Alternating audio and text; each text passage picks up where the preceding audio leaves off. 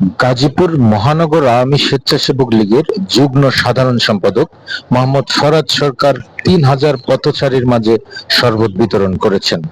তীব্র তাপদাহে এটি একটি মহৎ কাজ বলে তিনি জানিয়েছেন। বিস্তারিত দেখুন গাজীপুর প্রতিনিধি মোহাম্মদ মিজানুর রহমানের পাঠানো রিপোর্টে।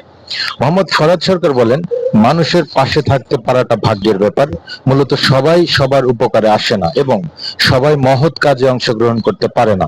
আমার সাধ্যমতো আমার জায়গা থেকে এক গ্লাস শরবত খাওয়াতে পেরে আমি মহান সৃষ্টিকর্তার কাছে কৃতজ্ঞতা জ্ঞাপন করছি যে মহান সৃষ্টিকর্তা যেন আমাদের উপর একটি সহনীয় তাপমাত্রা বর্ষিত করেন। সর্বোপরি সুশীল সমাজকে এগিয়ে আসার আহ্বান জানিয়ে যা বলেন তিনি।